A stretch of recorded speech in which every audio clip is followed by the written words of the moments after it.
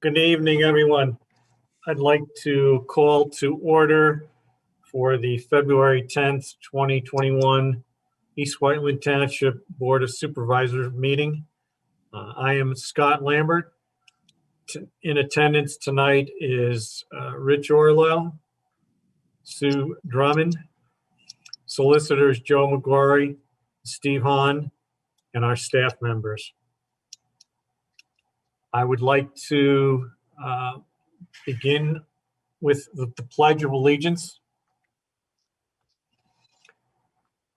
I pledge allegiance To to the flag of the United States of America, to the and to republic, the the republic for which it stands, one nation, one nation, under God, indivisible, indivisible, with liberty Liberty and justice for all. for all.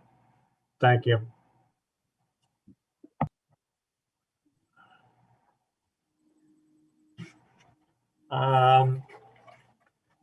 This past weekend, our manager, John Nagel's younger brother, passed after a long and courageous battle with an illness that took his life.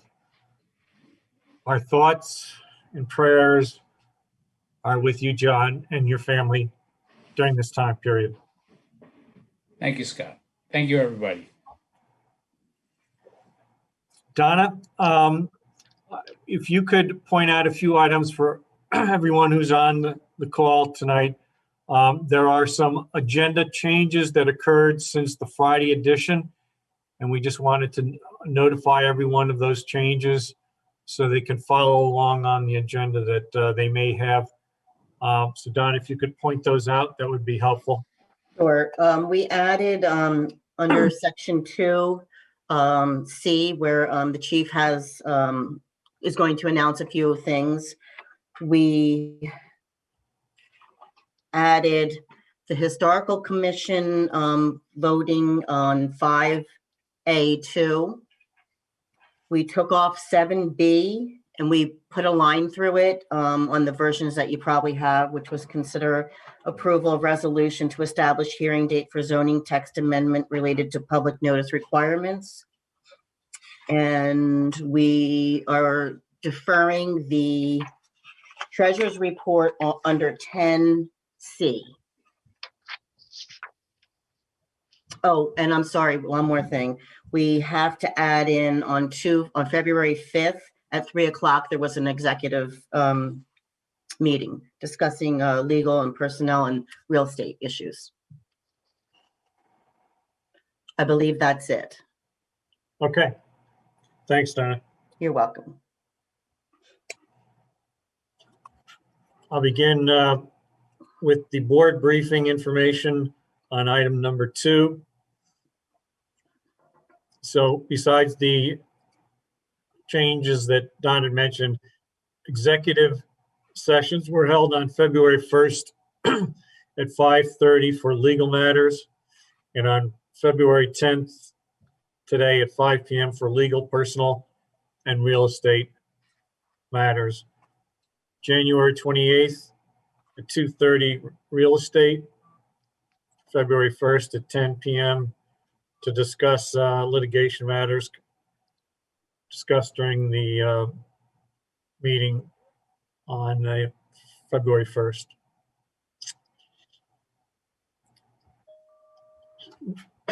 Next on the agenda will be Ted Locker to give us an update on the property maintenance code report for the month.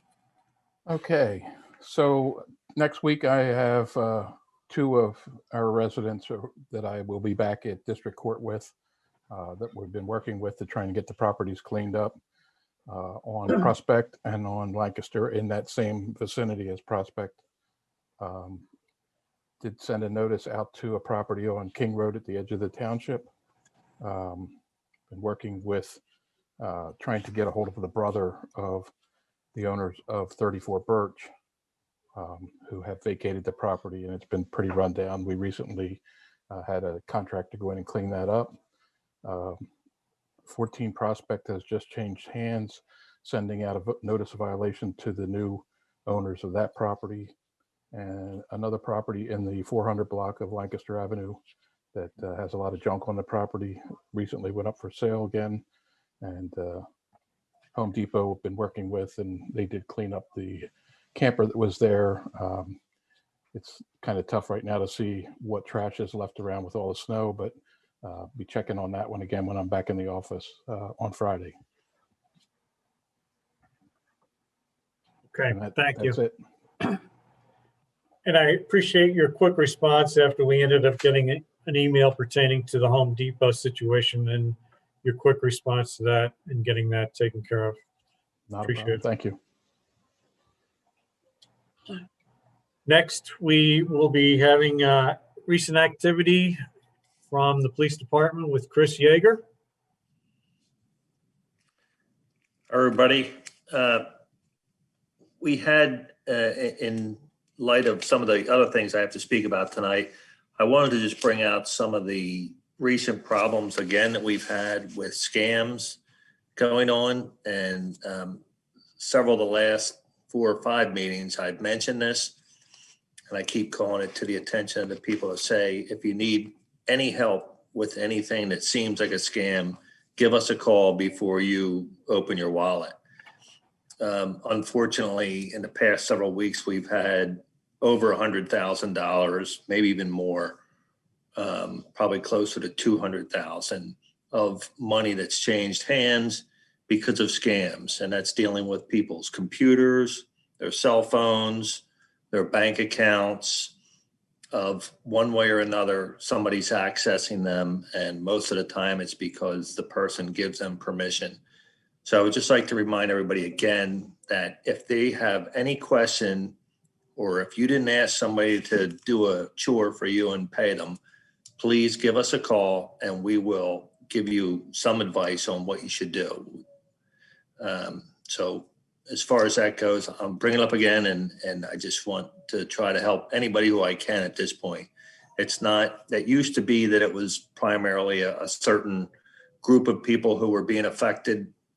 Now it's just become anybody who will pick up the phone. So please call us if you have a question.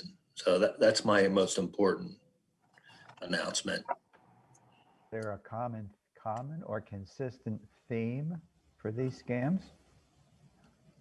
Excuse me? Is there a common or consistent theme for these scams? Well, they're actually evolving. So it's constantly jumping from one thing to another.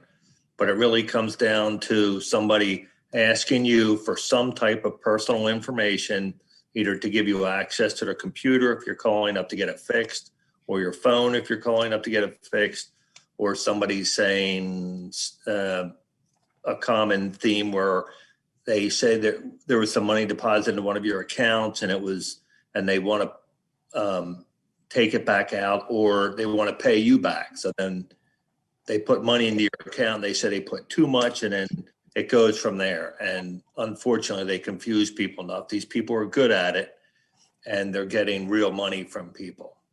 So it's really just a matter of stopping in the middle of it and saying, hold on, give me a number, I'll call you back, and then call the police, and we'll give you whatever advice we can, which is almost always going to be, don't do it.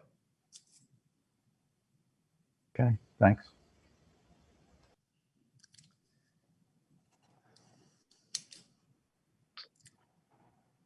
Anything else, Chris?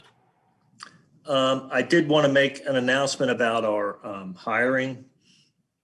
We put an announcement on the website and on the police side that shows our application and our announcement. We're going to be hiring up to 3 people, 3 officers, and this time it's going to be a little bit different because we're going to allow the possibility of someone who's attending the police academy currently to apply for the job. And they would have to be able to pass the police academy eventually, and then pass the final test that's required by the state to get their Act 120 to be able to then be hired by the police department. But we're doing this, we're reaching out far, we're reaching out to areas we've never reached out to before, as far as Allentown, Harrisburg, southern areas of Delaware, Philadelphia. So we're looking for as many people as we can to come and apply. We have 3 jobs that are going to be available, and we want to get the best possible candidates and give everybody an equal opportunity to apply and possibly get the job. So like I said, you can go to the East Whiteland Township website, at which time you can access the police department tab and you can get an application. Okay, thank you. You're welcome. We'll move on to item number 3 with public hearings. Joe McGrory, I will turn this over to you for item A and B. The first public hearing is to entertain the passage of a tax fee ordinance that would change the tax certification fee from $15 to $18 and the tax bill duplicate from $3 to $5. I'm going to introduce the following exhibits into the record. The Board Exhibit 1 is a letter to the newspaper. Board Exhibit 2 is a proof of publication. Board Exhibit 3 is the ordinance. Board Exhibit 4 is the legal notice. This is a pretty simple ordinance. It's self-explanatory. Does the board have any questions? I do not. Hearing none. Does the audience have any comments? Hearing none, we'll adjourn the hearing and reconvene into the public meeting portion of the agenda where this ordinance is in a position for your consideration. Okay. So I will entertain a motion on the approval for fees. I'll make a Richard. motion to approve the fee, increasing the fee that the real estate tax collector collects for certifications from $15 to $18 and for duplicate bills from $3 to $5. Do I have a second? I'll second. All in favor? Aye. Aye. Passed. The next hearing is to entertain an ordinance decreasing the speed limit on Malvern Hunt Drive from 30 miles per hour down to 25 miles per hour. I'd like to introduce the board exhibits. Is Board Exhibit 1, a letter to a newspaper. Board Exhibit 2, a proof of publication. Board Exhibit 3, the ordinance itself. And Board Exhibit 4, the legal notice. Once again, this ordinance is self-explanatory. Anyone on the board have any questions? I do not. No. Anyone from the audience have any questions or comments? No. Hearing and seeing none, we'll reconvene into the public meeting portion of the agenda, and this ordinance is now in a position for your consideration. So I will entertain a motion. Okay, I guess I'll take this one. Make a motion to approve a reduction in the speed limit from 30 miles an hour to 25 miles an hour on Malvern Hunt Drive. Do I have a second? Second. All in favor? Aye. Aye. Passed. Thank you, Joe. Moving onward to item number 4 with planning and development. We're going to do a real quick flip here momentarily to remove or move and go to 4B first. This should be quite simple.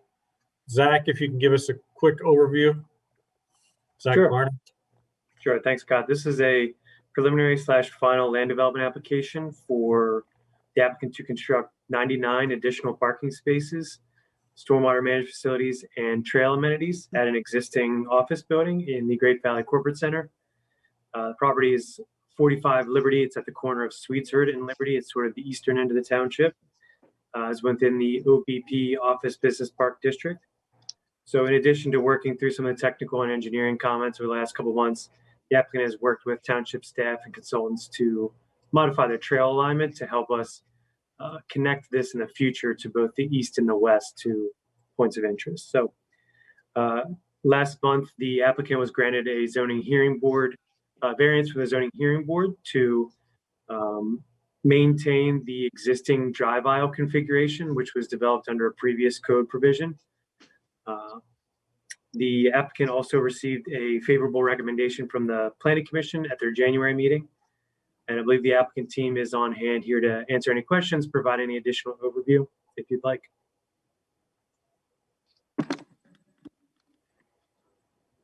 I have no questions on this. I know you've had a lot of discussion, a lot of work on the trails. So I'm assuming you're happy with the result. It looks good to me. Same. I don't have any questions. Right. I think all my questions were answered listening in on the Planning Commission meeting, so I have no additional questions pertaining to this. So do I have a motion? I'll make a motion to authorize the solicitor to draft a resolution for LD 13-2020. Is it 2020 still? Okay, for parking expansion at 45 Liberty Boulevard. Do I have a second? I'll second. All in favor? Aye. Aye. Aye. Passed. Thank you very much. We appreciate your attention to that. Thank you. Thank you.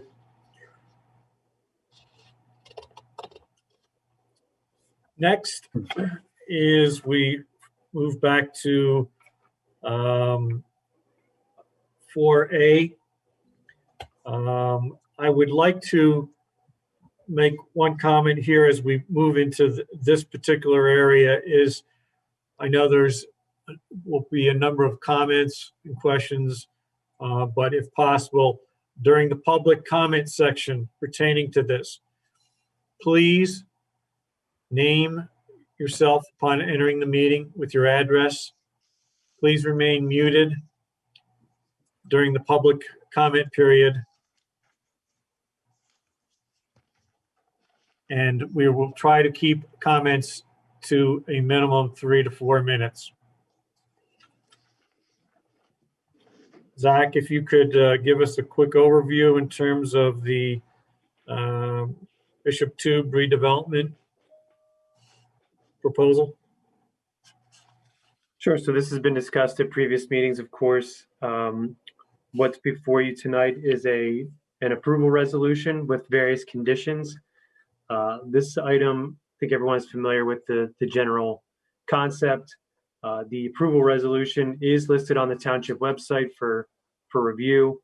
I don't have anything specific to add. I'm happy to answer any questions regarding the resolution itself, any of the conditions of approval, answer any questions you have in general. Okay, thank you. Joe McGrory, did you have a few comments to make pertaining to this before we moved on? Well, I just wanted to outline the function of the board. When the board receives a request for a preliminary plan approval, the function of the board through the use of consultants is to compare what's proposed to what's in your ordinances. It is not a matter of whether you like the plan or don't like the plan. It's also not a matter of whether you feel the plan is the best interest of the township or not. It's strictly a matter of whether the plan complies with the ordinances that are on the books. And the consultants review what's proposed, compare it to existing ordinances, and come up with review letters that the board then relies on in making their decision about whether the plan complies with the ordinances. It's not a matter of designing it differently. It's not a matter of overwhelming public opinion against it. It's not a popularity contest. It is strictly a function of looking at what's proposed as it compares to existing ordinances. So with that, I recommend to the board that they put a motion on the floor and then take public comment. Okay, thank you, Joe. So at this time, I will entertain a motion on the Bishop Tube redevelopment application. I'll make a motion to approve the Bishop Tube redevelopment preliminary subdivision and land development plan subject to the resolution that's been written to go along with it. Do I have a second?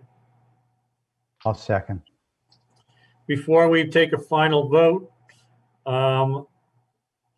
we will ask if there are any public comments to be made pertaining to this application.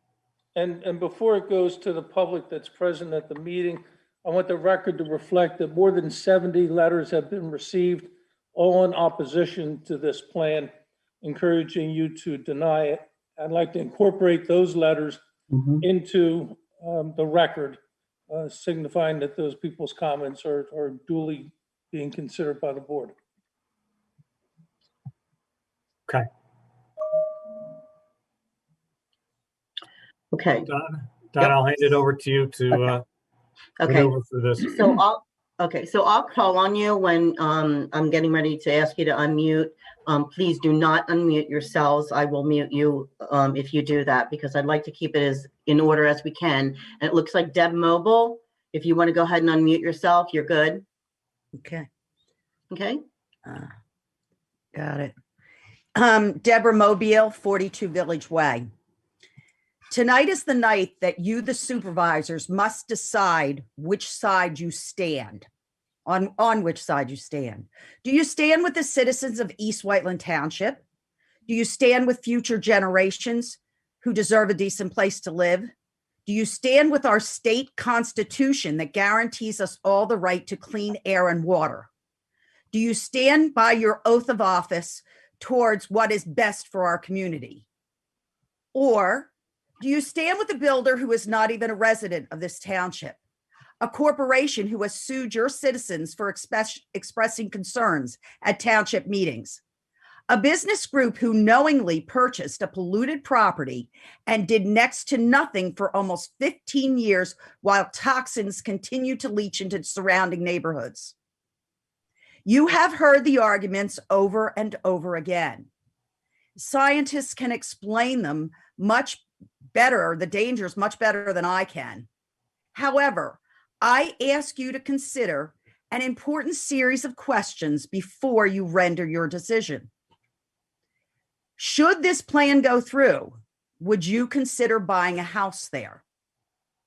Would you want your children to move there? Would you like your grandchildren to live there? And while I have the opportunity, I would like to ask the same of Constitution Drive partners, Mr. O'Neill, and I believe Mr. Calagreco is here. I'm not sure if anyone else is. Should this plan go through, would you consider buying a house there? Would you want your children to live there? Would you want your grandchildren to play there? We are Bishop Tube, clean and green. We are moms and dads and grandparents and singles.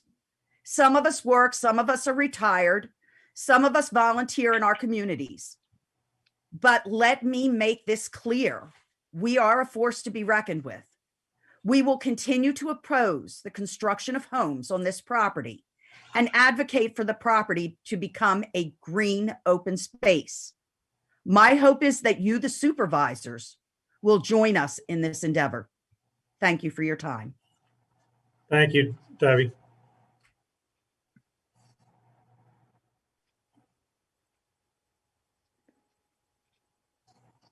Tyrone Baker. You're on mute. You're going to need to unmute yourself. Good evening. Can you hear me? Yeah, a little louder. Yes, good evening. I'm just trying to get some basis on the whole aspect of the property there. I mean, can I get some, is it possible to get some insight on the I'm sorry to interrupt you, but I can't hear you. Can you hear me now? A little better. Yeah, I'm sorry. Is it possible, is the developer, is that Mr. O'Neill?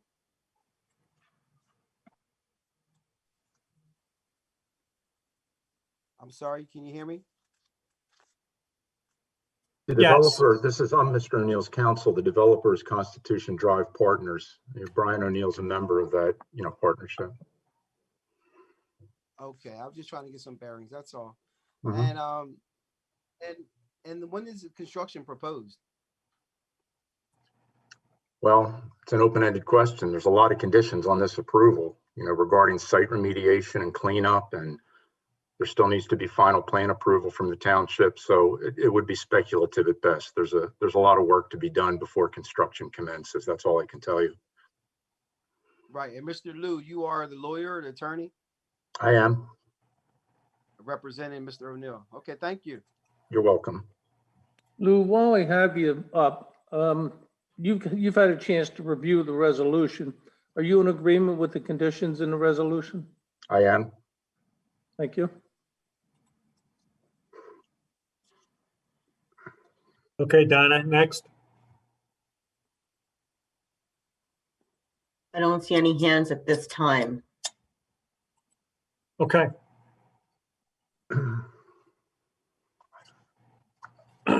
So at this point in time, I would like to call for a vote and offer each supervisor comments prior to their vote. Thank you, Scott. I would like to make one comment as I will take a vote to approve the resolution with all the conditions. I do so largely because of what I consider to be more of a risk if the plan is denied and appealed and overturned. The township would lose the ability to impose the even more stringent conditions that we have included in the resolution over and above what was included with the zoning hearing board order. And I think that moves me more towards approval with these conditions so that we maintain as much control as we can. Thank you. Sue? I don't really have anything. This has been hanging over the community for 15 years. It's a difficult decision. It's an emotional decision. Technically, we're really in a position where we have to approve it at this point, or as Rich says, we lose all control. It's going to be a long time before anything is ever built there. I urge people to read the resolution because we have put into that resolution everything that people have brought to us, to our attention. So there we are. That's why we're making the decision tonight. We have to. And I trust the resolution will go a long way to calming people's nerves. I don't know. We'll see. Okay, thank you. So do you vote yes for the resolution? I do. Okay. And if I can make a comment, I know we collectively and I individually would prefer not to proceed with this action, but the applicant has met all the conditions, all 18 conditions that we placed on this. And those 18 conditions were put there to try to protect everyone involved, including item number 7, which we heard very clearly from the folks about the emergency access road. It'll be limited to just that usage and not a thoroughfare. But I know it is not popular with you, and it's particularly not popular with myself either. But at this time, I will be voting yay for this, so that the application for the preliminary subdivision and land development passes.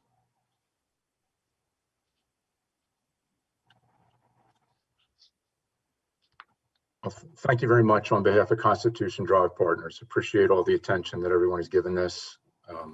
And we're going to move forward and clean the site up once all this is resolved. So thank you very much. And Joe,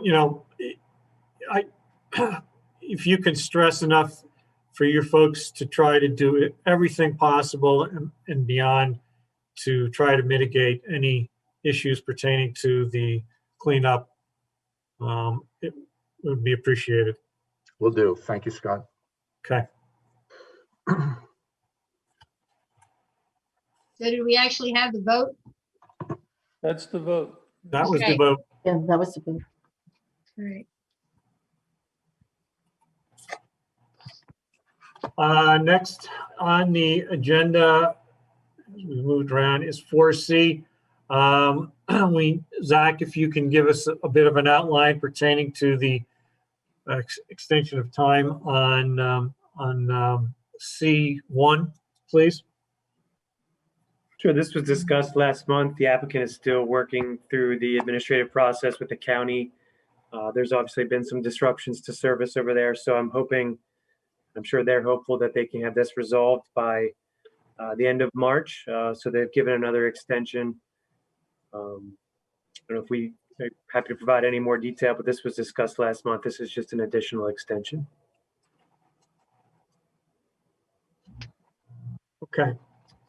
Pretty clear cut. I'll entertain a motion. Rich? Yeah, I'll make a motion to extend the decision date for the remnant parcel at Knickerbocker, SD 12-2020 to March 31st, 2021. Do I have a second, Sue? A second. All in favor? All right. Aye. Passes.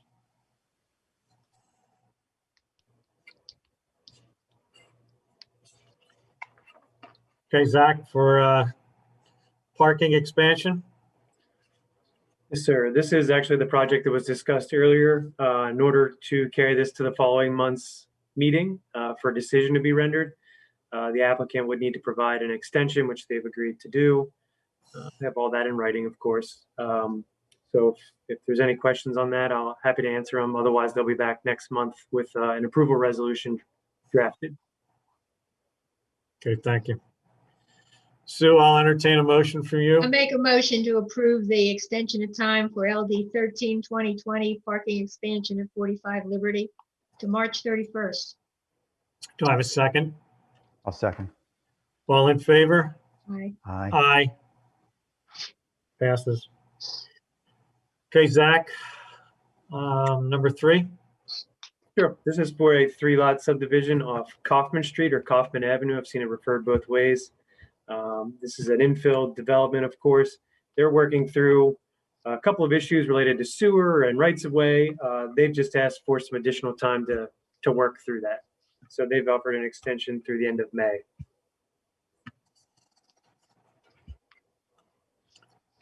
Does this sewer connection have anything to do with any other projects in the township? So it's in the area that is to be served by the future sewer project that's being extended on Plainbrook and some of the surrounding communities. Depending on timing, it may be that this development is able, these lots are able to tie into that. Likely they will probably sort of go in a different direction. So that's sort of where things stand at this point, trying to get in sync on timing and understand the best way for them to proceed with their sewer connection.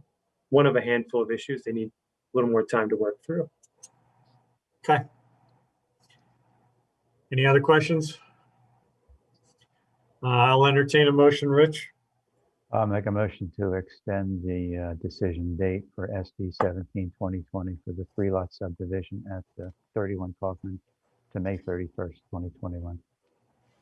Do I have a second? Second. All in favor? Aye. Aye. Passes. Continue, Zach. Sure. Similar to the other project at 45 Liberty, this is a small parking expansion at an existing office building at 333 Technology Drive. Likewise, with some of the other applications, they need more time to sort through some of the technical issues with their design. So we've preemptively, like the other applications here, asked for an extension to carry them through the end of May. Okay. Looks like February is the month of extensions. That's right. I'll entertain a motion, Sue. I'll make a motion to approve the extension of time on LD 18-2020 parking expansion at 333 Technology Drive to May 31st, 2021. Thank you. Do I have a second? Second. All in favor? Right. Aye. Passes. And number 5?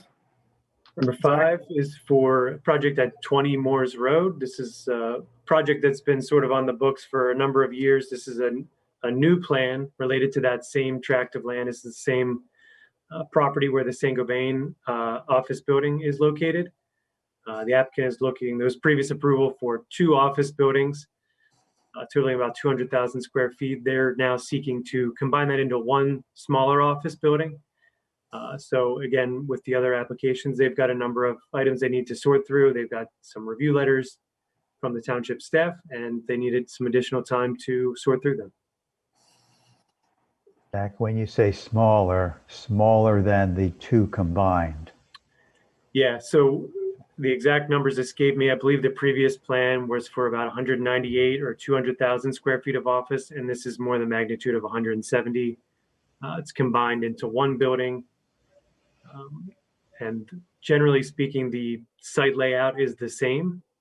Most of the parking improvements, the driveways, all of those types of features are mostly unchanged from the previous approval. The building is 1 story higher though, right? Yeah, under the code, they're able to, for essentially for every percentage they reduce their impervious coverage, so less pavement, they're able to go a foot higher. So they've been able to kind of shrink the improvements in general, and the building will be slightly taller as a result.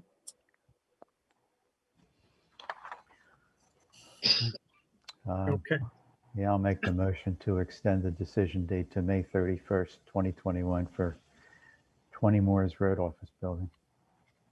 Do I have a second? Second. All in favor? Aye. Aye. Passes. And under D? Sure. So these are consideration of final escrow releases, final, financial security releases rather, for 2 projects. The first is for the Sweetsford Square apartment complex by Elcor. That's again over sort of near where the 45 Liberty application was at the eastern side of the township. It was an apartment building that was built over the last couple of years. The buildings are partially occupied. The site's been complete for a while. They just had some administrative items to clean up. So that's in a position to have their final security released. Why don't you go ahead with number 2 as well? Sure. This is for a Great Valley Community Organization, the new recreation center they've proposed along Facton Hill Road. They had done some preliminary, we'll call it phase 1 site improvements to cut in a driveway and sort of tee them up for future phases. So there's very limited security that was posted for that, about $17,000. That work's been completed and inspected. So they're in a position to have that money returned back to them in anticipation of a future phase kicking off in the next couple of months. Any questions? Hearing none. Sue, I'll entertain a motion for those 2 items. I'll make a motion to release the financial security for the Sweetsford Square apartment complex and GVCO rec center. Do I have a second? I'll second. All in favor? Aye. Aye. Both pass.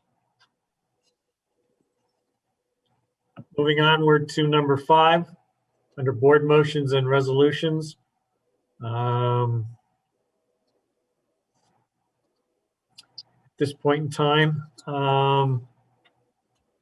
Steve Brown, are there any specific things that you would like to mention here underneath 5A? Not under 5A. I have some items under 5. I have B, C, and D, but not under 5A. Okay. Then I think these are just reappointments of current board members. So, Rich, I'll entertain a motion from you. Scott? Sure. I'll make a motion to appoint Chuck Barbera and Tim Phelps to Park and Rec, Teresa Schatz to Historical, and Steve Schmid to Pension and OPEB Board of Trustees. Do I have a second? A second. All in favor? Aye. Aye. Passes.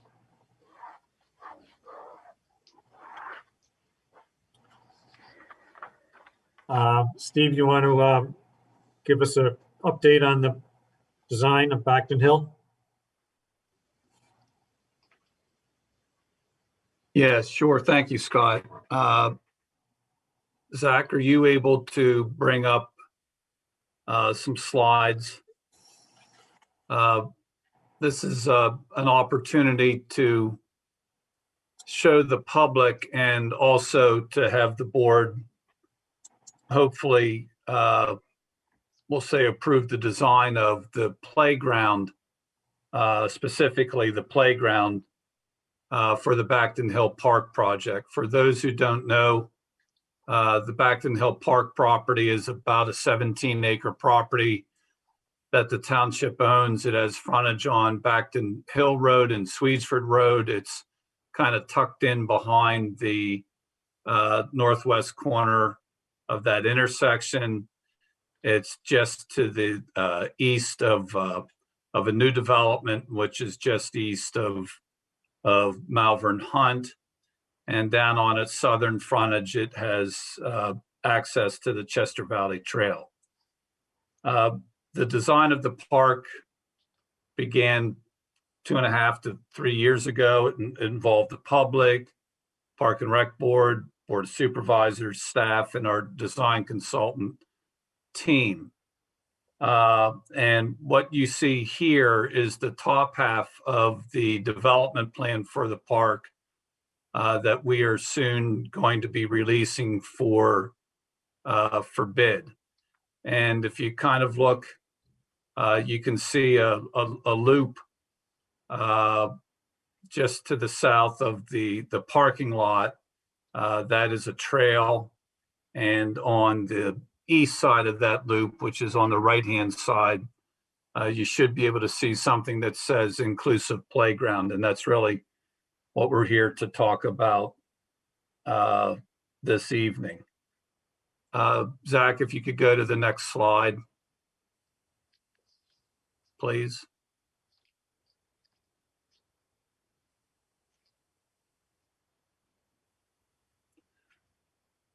Okay, this shows the basic concept of the playground. You can see it kind of has a circular design with different areas with various types of play equipment. The large blue area is the older age group. It's the 5 to 12 age group. It also has the swings and the spinning play equipment. The orange area is for younger children. That's geared towards the 2 to 5 year old group. And there's 2 main pieces of equipment there. You'll get a glimpse at it here in a minute. Just below that, or to the south, the kind of egg shape, we'll say green area, is the toddler area. And then to the left, the rectangular green area is an adult fitness center, which is most likely going to be built in the second phase of the park. The gray speckled area that you see would be the pathways in to these various play areas, and the green that you see around the edges would be landscaping. Also in the center of all the play areas is what we call the gathering area, where there would be benches and picnic tables and shade structures for children and their friends and family to gather. There are also quiet areas built into each of the play areas. And probably the most important thing I forgot to mention is that this playground is what you might call an all-inclusive or all abilities playground. And that was really the central theme in its design. Zach, if you could go to the next slide, please. That just shows a computer rendering. If you had a drone and a computer, this is what the play area would look like. And you can see to the kind of to the right, that's the 5 to 12, and then going counterclockwise, that's the 2 to 5. The gray area to the left is the fitness area, and just kind of down below that one large tree, you can see what it is. It's really a little train set, and that's the toddler area. And you can see the green, that's the pathways that will go into the play area. So next slide, please.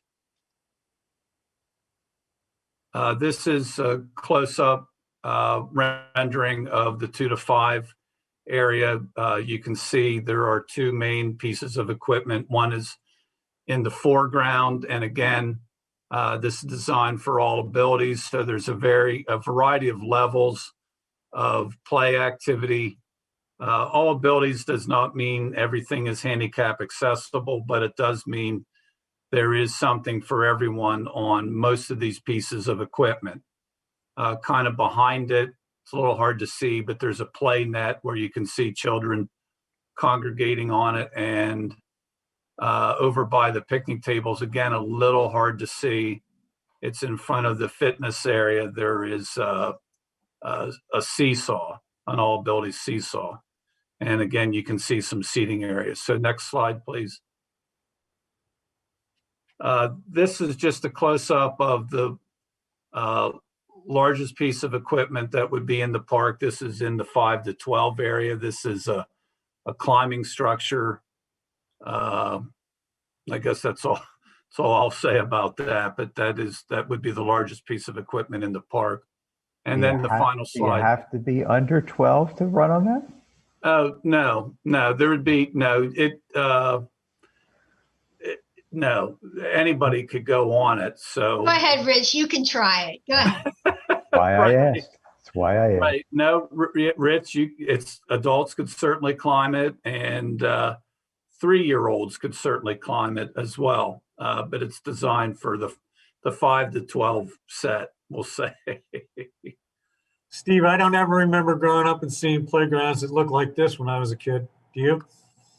No, I just remember the old slides and maybe fireman's pole and, some swings. Yep.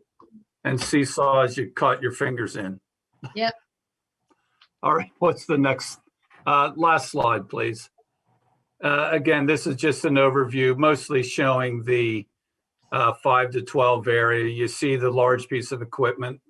You just saw a close up. Over to the right, you see the spinning area, and then to the left, you see the swings. And you also kind of get a view of the central gathering area. It looks like a lot of space, and there is a lot of space there. And you might say, well, you could put more equipment in there, but you can't. To meet safety standards, all these pieces of equipment have, I'll say, fall zones, safety zones. And so when you look at a drawing that shows all the safety zones, everything, the equipment is as close to each other as it can get. One other thing I didn't mention is, and this is something for the board to decide, the tan areas are most likely going to be a rubberized surface. And what you see is the green areas, the pathways will be a concrete surface.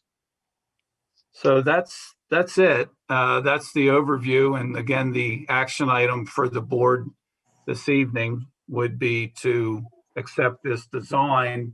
And then next month, you would make the decision on moving ahead and putting it out for bid, hopefully.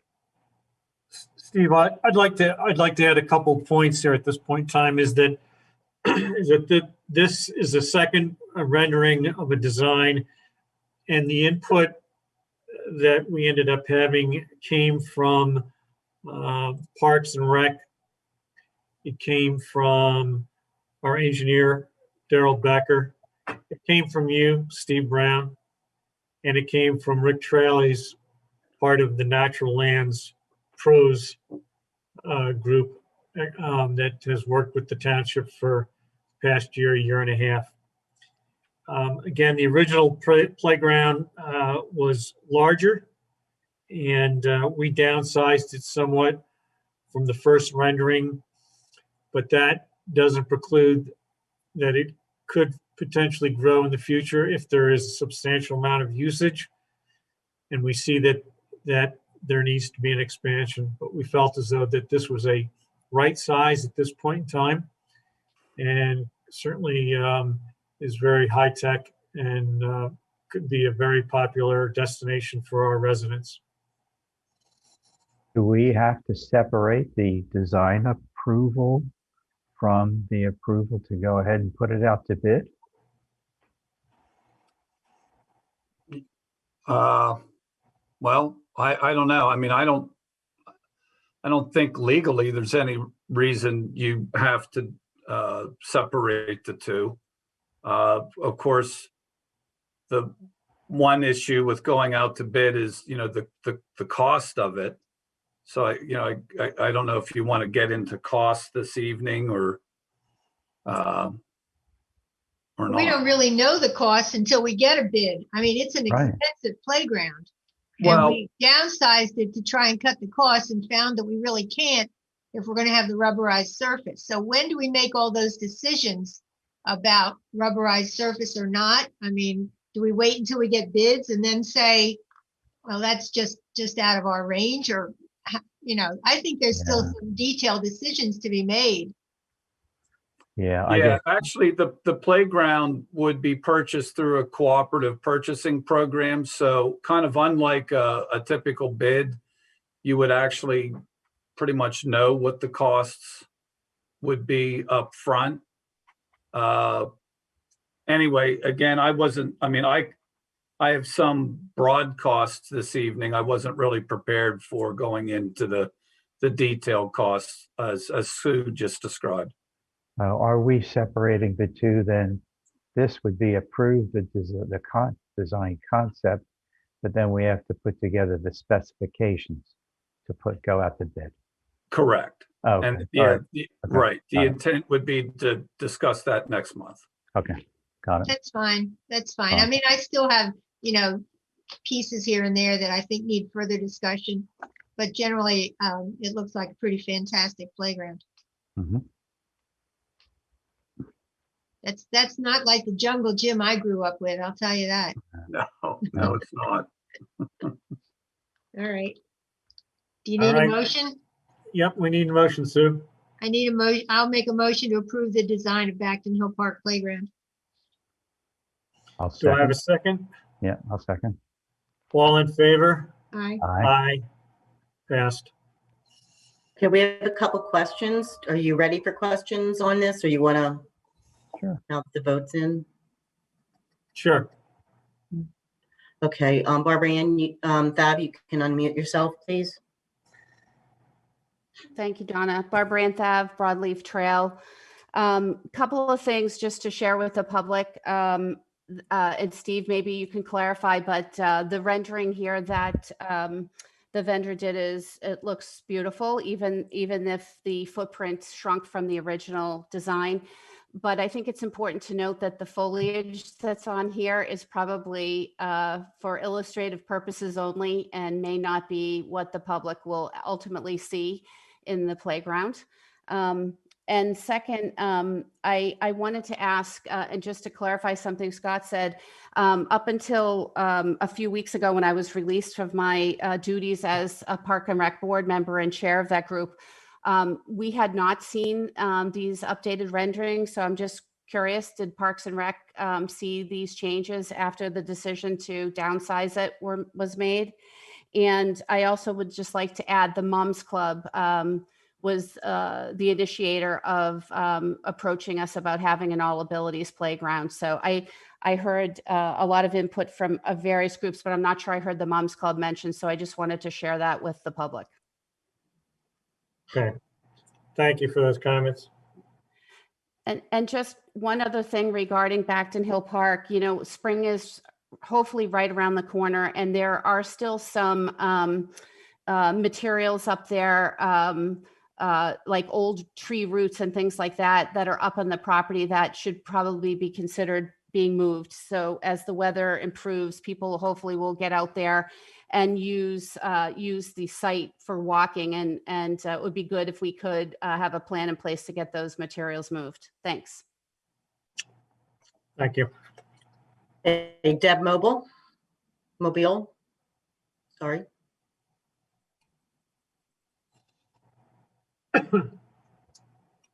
Wrong place. I was clicking the wrong microphone. Okay. Sorry.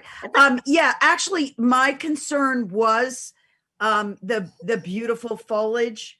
I think one of the considerations, as a parent and as someone who worked with handicapped kids also my whole life, you want to make sure that whatever you grow doesn't outgrow the field of vision. In other words, you got a lot of little areas for like kids to take off into, even non-handicapped kids, like little ones, and they run and they hide and if you let those hedges get really big, particularly the ones that are in the center, if you choose a species that's going to outgrow it, then parents are going to have a hard time keeping track of their kids. And I don't really think like I guess there needs to be something to divide the adult group, but I can see parents going over and working out on the adult side, but again, they still need to be able to keep an eye on their kids, even if their kids aren't runners, so keep the hedges low.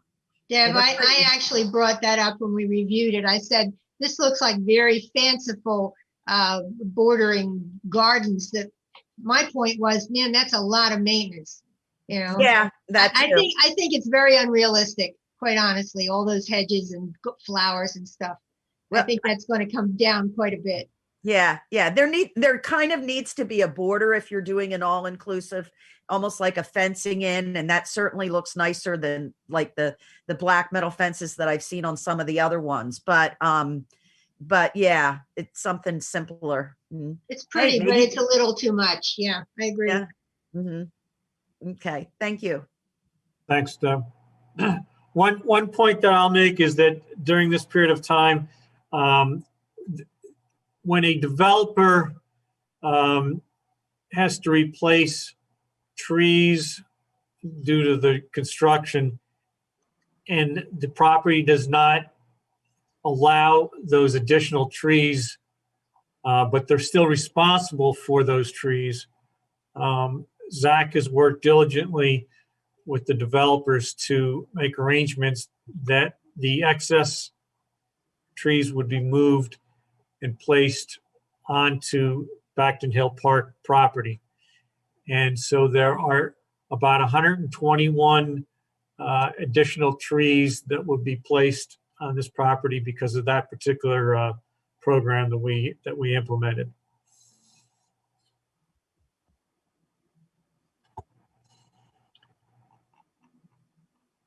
All right, Donna?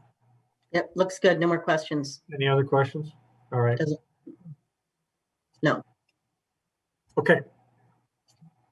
So Steve, if you can move on to item C, summer camp. Yeah, thank you, Scott. I know we talked about the summer camp fee last month, and I'll get to that, but summer camp in the past has been held indoors at Katie Markley, and at least 2 years ago it was held at Charlestown Elementary School. And that was the plan last year, was to hold it in Charlestown Elementary School, and we ultimately canceled camp. And then when we started planning for camp for this coming summer, we were hoping to hold camp, well, originally at Katie Markley, but that's not going to work out because there's a re-roofing project that's taking place there this summer.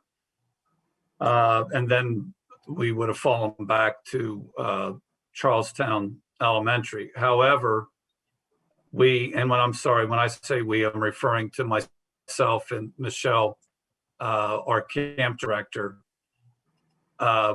we learned from the district that, like last summer, they are still not allowing outdoor groups to use their facilities. They don't know if they will at all or when they will.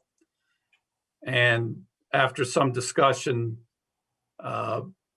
Michelle, who again runs the camp, suggested that we do the camp outdoors in one of our parks.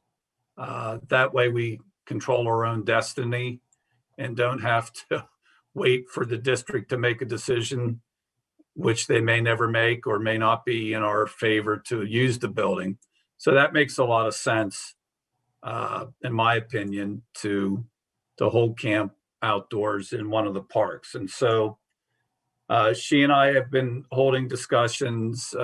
We've talked to John Neal a little bit about it, and Donna in his office. And so the real point of this part of the agenda is just to simply advise the board that that's what staff would like to do, is hold an outdoor camp at Battle of the Clouds Park. It would begin the last week of June, run through July. It would be a 5-week camp with very close to the same hours as we did last year. Michelle is a little concerned about being outside in the heat and the sun and the humidity. And so she's suggesting, instead of running camp until 3 o'clock, that we run it till 2 o'clock.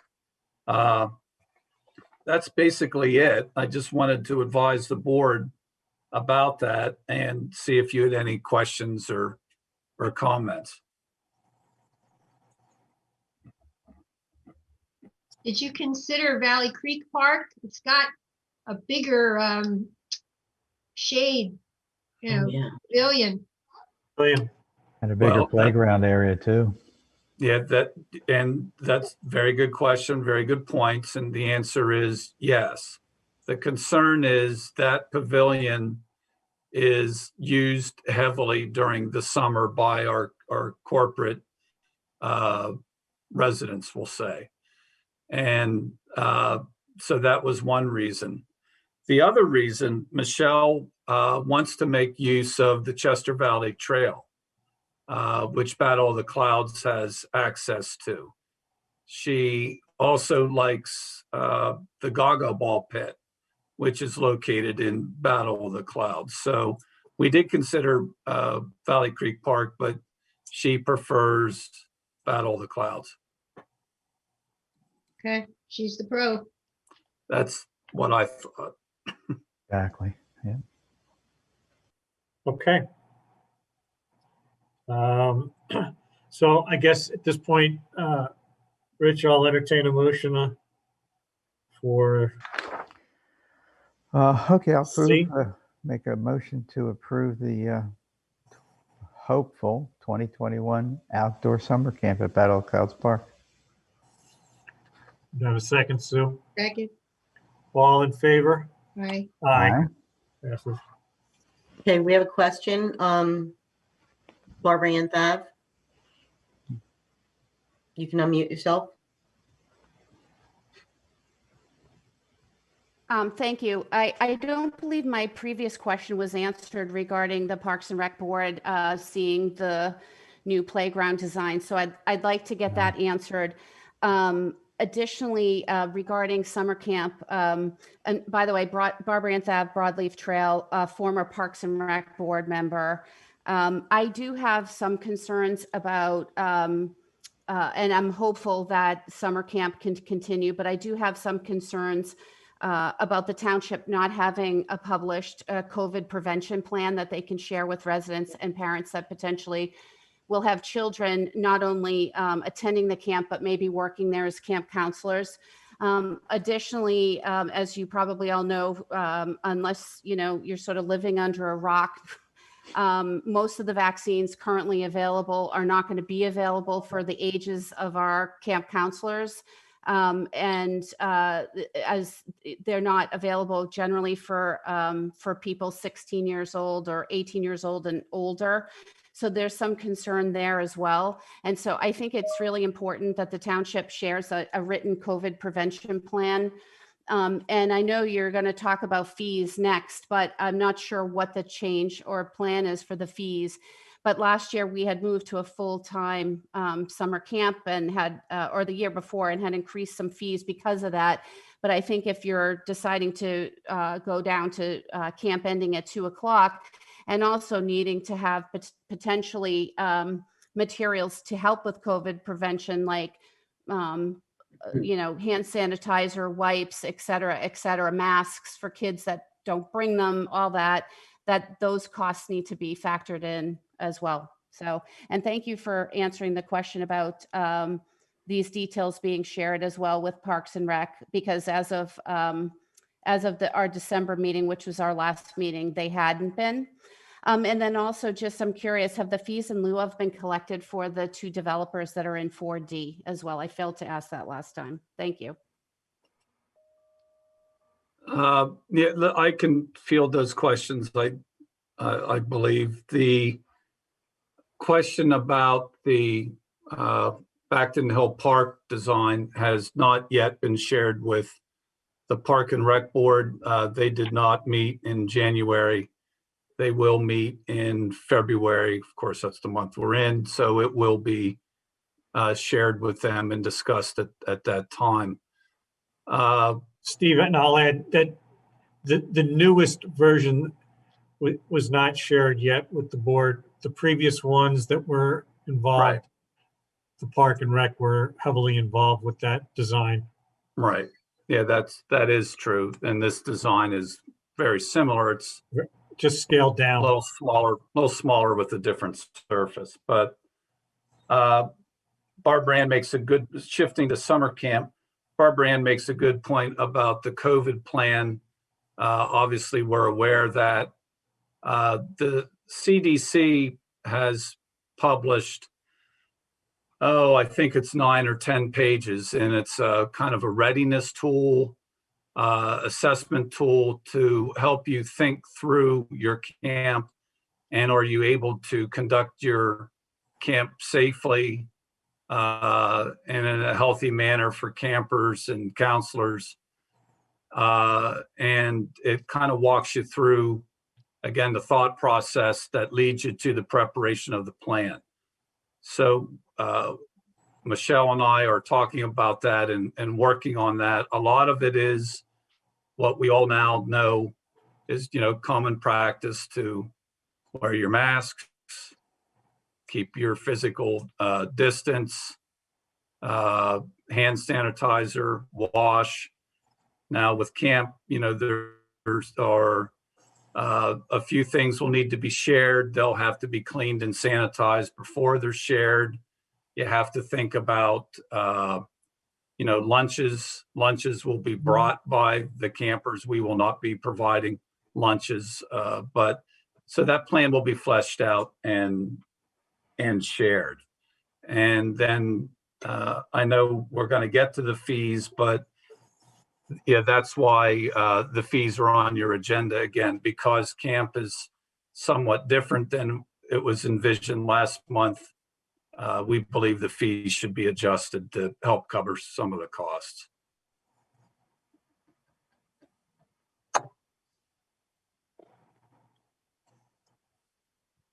Okay. I can confirm that the Suites per Square apartment building, Elcor, they paid $316,000 in Park Open Space and Recreation fee. So that money has been collected. Oh, yeah. Thank you, Zach.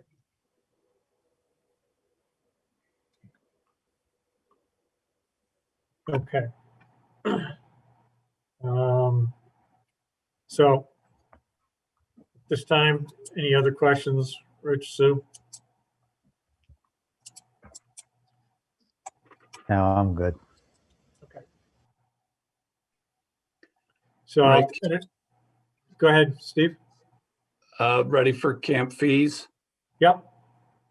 Yeah, Barbrand's question is a good segue. And again, I said we considered fees last month and we did, but that was again based on a different set of assumptions. Costs are going to be more, slightly increased for Battle of the Clouds Park Camp. There's increased hours.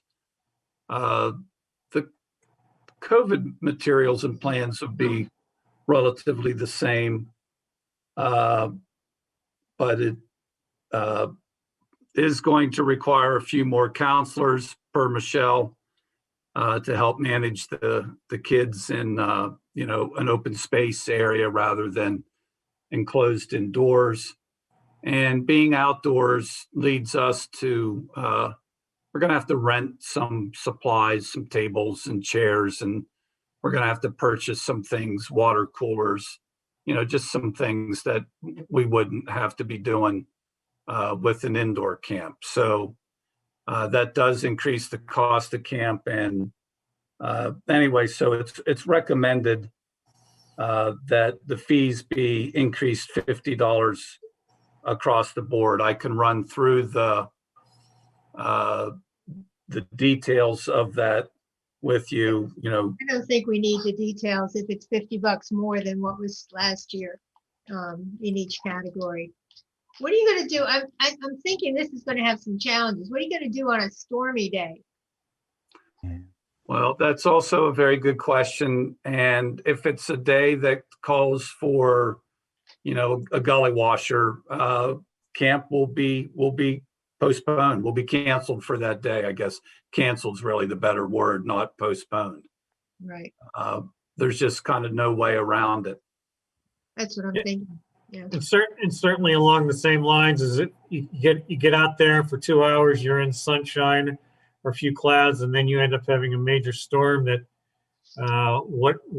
what plans do you have to house those children safely? And if it's a total washout, how are you going to contact the parents to let them know that they need to pick up their children and where they're going to be? So there are definitely some issues you got to kind of work through. Yeah, no doubt about it. And we have started talking about it. I'm not going to sit here and say we have all the answers worked out, but, rainy days that we know are coming and are raining at 7 a.m. and going to rain all day, we'll cancel. Thunderstorms that come up at noontime, that's a different issue. And there's some options for handling it. And, we know we'll have to work that out. Okay. I hope we'll be able to have it. I think everything's so tentative this year with COVID. Thank you for trying to plan for it. I hope it happens. Yeah, thank you. Michelle tells me she's been contacted by, I don't know, I think she said 5 or 6 families, but she said this time of year, she's going to start hearing more and more about it. We believe demand will be strong for the camp. Okay, I hope so. Yeah. Good. Let's hope everything gets worked out. We have a successful year, safe, successful year. So without any further questions, I'll entertain a motion from Sue. I'll make a motion to approve increasing the summer camp fees by $50 per category. Do I have a second? Second. All in favor? Aye. Aye. Passes. Thanks, Steve, for that information. Thank you.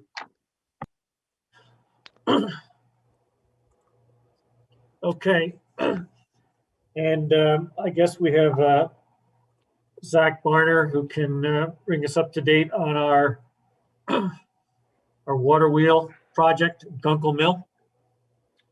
Sure thing. So on behalf of the Historical Commission, staff and the engineer are requesting a motion to award construction of a concrete wheel pedestal, an installation of a precast concrete sump pump pit, and an earthen berm. The work would be awarded to Construction Masters Construction Master Services LLC for a price not to exceed $53,938.56. This cost includes additional contingencies for additional excavation, backfill, concrete, etc. This is a sort of a revised scope from the previous version that was put before you and ultimately rejected. Those bids came back much higher than expected. These did come back higher than expected as well, I think, given just some of the nuance of the site, but it still puts us sort of in the same ballpark as our anticipated project cost of $150,000. As some of these phases have unrolled and we've had to do some additional design and bidding work, the costs have crept up a bit, but I think we've got a pretty good accounting of that at this point and have a pretty good expectation of what the remaining costs are. So I do imagine we'll be still within that same ballpark, and I will keep you apprised of that as that unfolds. Okay. So happy to answer any questions specific to this phase of the project or future. Again, I know this went through a second bid with adjustments. How does this impact any type of time frame that we're looking at? You know, are we able to get, do you think we're able to get something by midsummer completed? Yeah, Daryl and I have talked that a little bit with Jeff Dorr, the Historical Commission. I think this still puts us on track for this year. The hope is to have this work done when the weather gets nicer.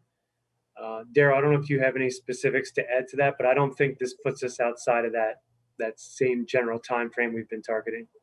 No, I think the time frame is fine. Generally, if this is approved tonight, I'll get contracts to the contractor for execution.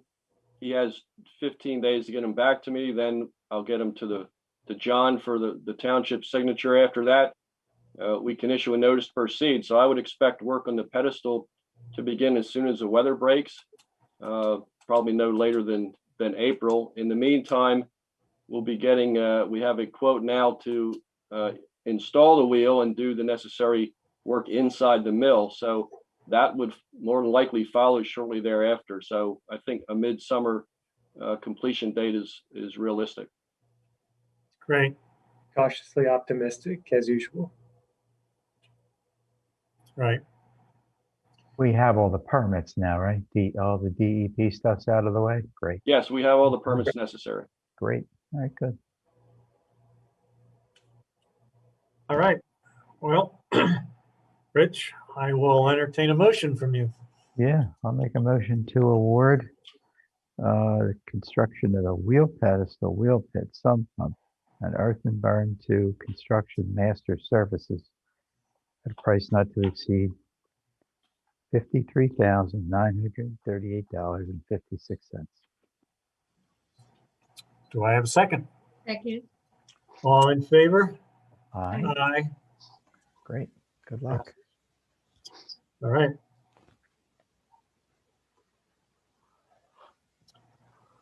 And next up on the agenda, is John Neal to kind of give us a little idea on the Malvern Hunt. Yes, we are situation asking. over- Sorry, go ahead. We're asking for permission to advertise for a small project at the Malvern Hunt treatment plant. This is the first phase of decommissioning that plant to stop using lagoons and use that system, which is really almost at the end of its life. So this small project is about 350 feet of pipe, which will divert the flow from the Malvern Hunt development into the trunk line that is currently, it runs underneath the Chester Valley Trail.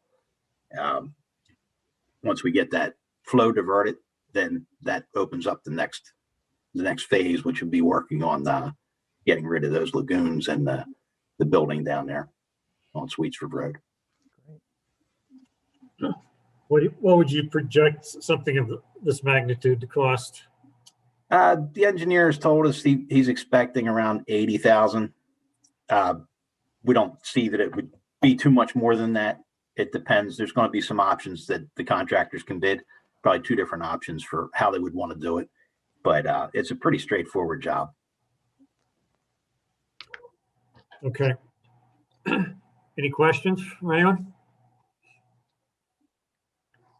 Comments from the public? I don't see any. I think we have a message in the chat, though, someone said. Yes, it says, it's from Barbara Ann Thav. It says, I'm very concerned that the park and rec have not been provided. Wait, I can't see the whole thing with all these people on. I'm sorry. Hold on for 1 second. We only need to read public We're on. comment on it, not the chat.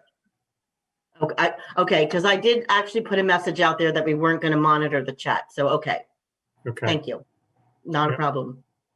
We're on to the other project. So I guess we don't have anything. So I'll entertain a motion from Sue pertaining to this project. All right. I'll make a motion to advertise a project, the cost for diverting the flow from Malvern Hunt lagoons into the sewer trunk line. I'm glad we got that on because I know we wanted to get this moving. All right. Do I have a second? Second? All in favor? Aye. Aye. Aye. Great. Okay. And next up is Ted Locker to discuss 2 items underneath zoning. Okay, thank you, Scott. There are 2 new hearings for this month for zoning hearing board. First application is of DeMarco Real Estate Holdings for a special exception from sections 200-30, 200-32, and attachment 6 to allow a State Farm insurance office in the building at Linden Hall, which is located at 433 Lancaster Avenue and within the Village Mixed Use Zoning District. And that's part of the building they're taking over. I just can't imagine why they even need to go to zoning hearing board. That building was designed to be a small office and they're going to get an insurance office. I mean, this is a real no-brainer. Yeah, it is odd why that would require. I don't even know special why that has exception, to but go, but if it does, it does. All right. Yeah, that's what the ordinance states for an insurance office, so. Okay. And Ted, my one question I have, just for people that live over in that particular development, is there ample parking for the services that would typically be rendered from an insurance agency? They're saying that there is because there is very minimal visits to the building these days. Most everything is done online. Typically 2 or 3 people at most there at any one time. So Yeah, I can't see crowds of people running to their State Farm office, really. All those claim checks. Yeah, okay. Okay. I would say we don't need to send Joe on this one. It's a no-brainer. no, agreed. Right. Okay.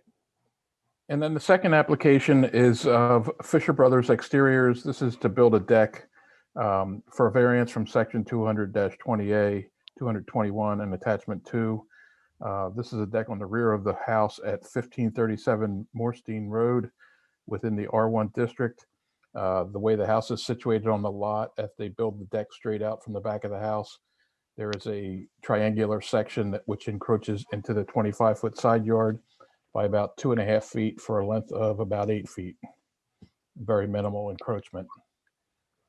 This is no-brainer zoning hearing yeah. board stuff. Yeah, Yeah. don't Right. need to send Joe. And that's Joe, it. you're off the hook again. Yeah. Good. All right.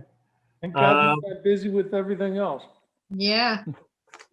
No lack for work, do you? There's nothing going on in East Whiteland. Yeah. Okay, moving on, Donna. Public general comment for any items that were not specifically discussed during the meeting? Yes. Martin Lutz has his hand raised. Martin, please go ahead and unmute yourself. I'm sorry, who this is? Marty Lutz. Ah, Marty Lutz. I said Martin. Hi, good evening. Hear me? Yes. Yes. Yeah, I have a question. As you recall, there was a public hearing last Monday, February 1st, in regard to rezoning the township open space and ecology park land near Mill Lane. And it dealt with the rezoning as well as a new side ordinance, which would allow for the construction of electronic billboards within that rezoned land.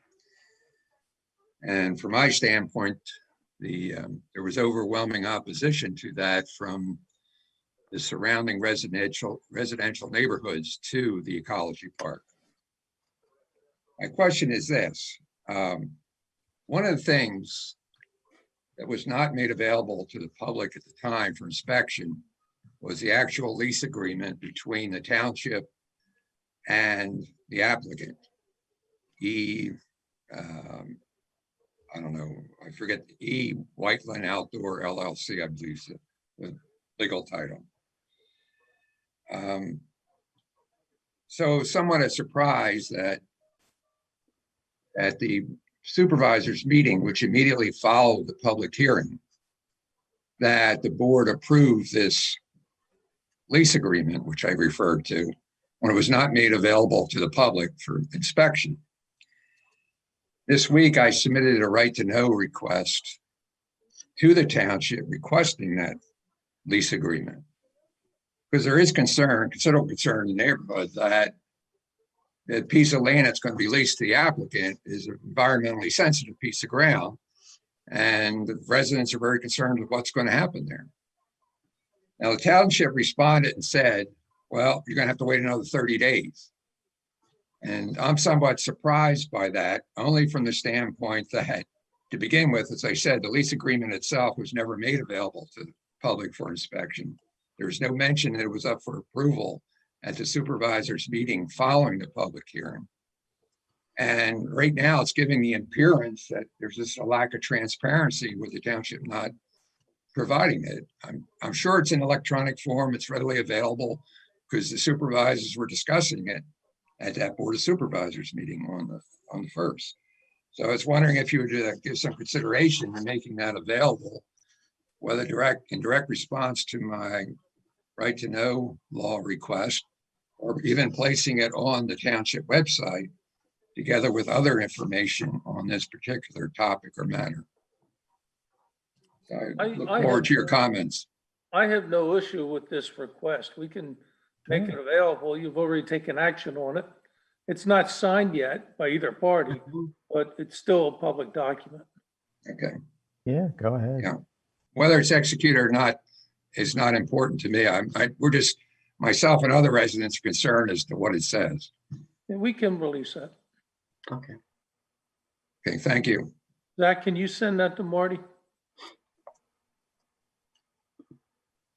Yeah, I'll coordinate with your office, make sure everything is finalized and all that, and we can put it on the website or send it directly, whichever is preferable. Well, the last amendment was the date of the hearing. So what you were sent that day is the final version.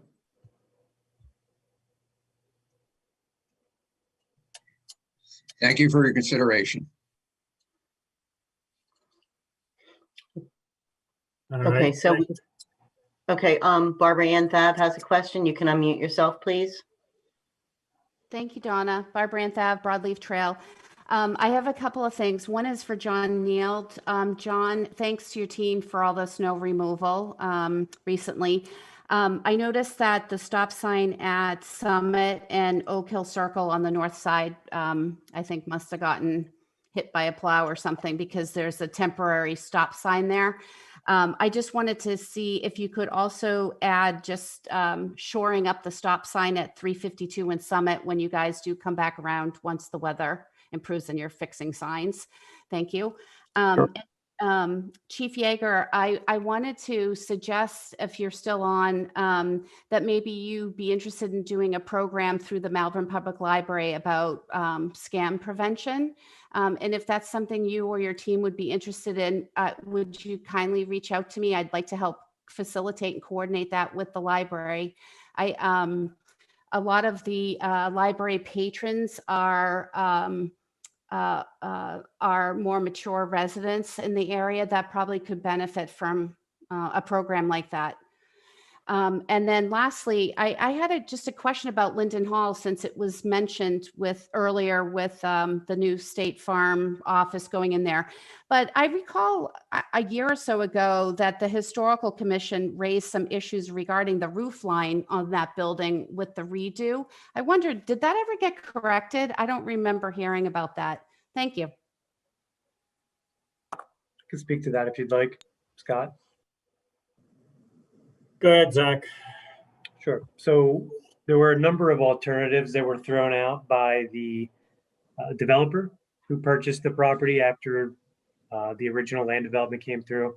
When they went to install the roof, it turned out they had some faulty information on the survey, which resulted in some ripple effects on the way the roof lines came together as they described it. So anyway, they came up with a number of alternatives to help fix that, to help mask it. As I recall, there was at least 3 or 4 different options, which ranged from ripping off a portion of the roof and rebuilding it, to putting up sort of a widow's walk along the top to screen it. And when these solutions were proposed to the Historical Commission, their preference was to, at least the most recent option, they either were not period correct, historically, or they were concerned that they would create more of an issue with sort of, especially in the winter months, with snow and ice forming in sort of areas between the peaks of the roof. So it was decided that the current iteration, the current configuration of the roof was preferable to prevent long-term issues and to allow the project to move forward. So that has been resolved with the Historical Commission, and the roof will remain as is.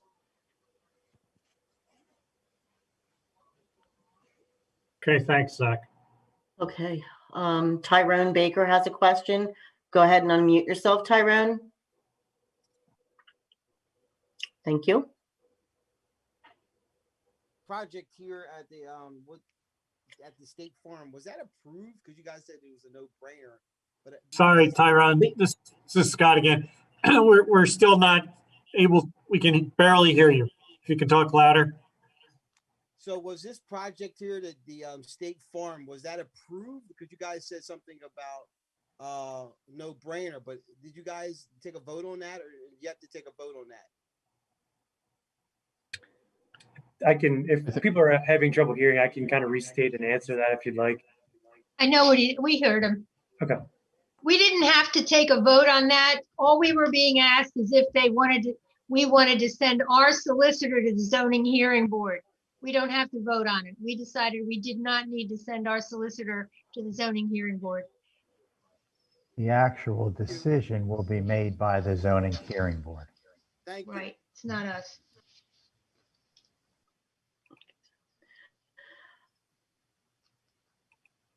Okay, Marty Lutz again. Go ahead and unmute. Yes, hi. Just one further question in regard to what I was speaking previously to about the rezoning of the open space and ecology parkland. One of the things that's unclear to me and other residents in the area is the issue of the covenant agreement.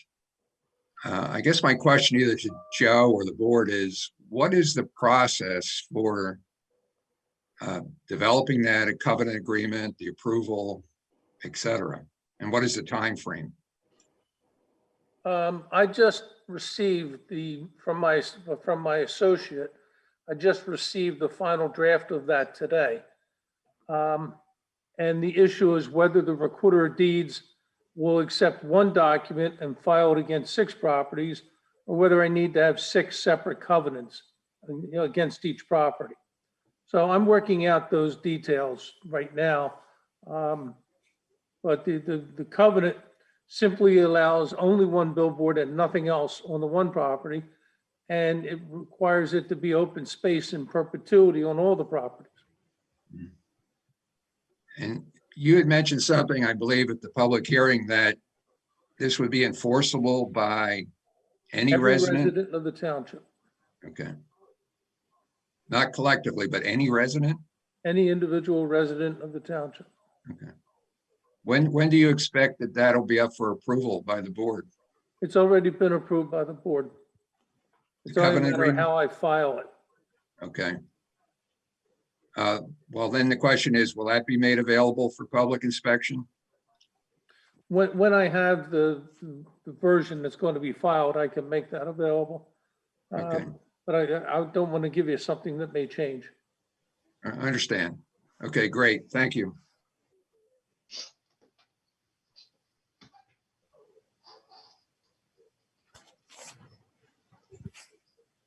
That looks like it's it for public comment. Okay. Thank you, Donna. You're welcome. Keeper of general comments. Next is item number 10. I will go ahead and, as is customary, I'll read off all the items and we can vote. I will pause, and if there's any questions on any one of those items, please ask those questions at this point in time. Approve the meeting minutes from January 13th, 2021 and February 1st, 2021 hearing. B, ratify the payment of bills in the amount of $986,806,027 for January of 2021. John Nagel, nothing spectacular in those numbers, I don't think. D, approve memorandums of understanding for the township manager, police chief, and the police lieutenant. E, ratify conditional job offer to replace full-time firefighter and emergency medical technician. Ratify a conditional job offer to replace a full-time public works employee. Approve proposal from Aero Engineering for $35,000 for annual MS4 reporting and resubmission of pollution reduction plan. And finally, ratify the BSTI proposal for $7,500. Are there any comments from the board? No. No, I have none. No comment, no question. Any comments from the public?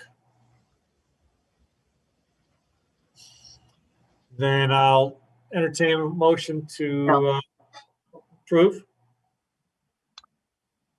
Make a motion to approve the consent agenda as read. Second, Second. all in favor? Aye. Aye. Thank you. One thing on other business very quickly, John Neal, can you just identify this project that is, just to notify everyone out there if they haven't heard already, pertaining to road closure with the sewer system changes? Yes, that is the Conestoga Road Sewer Project.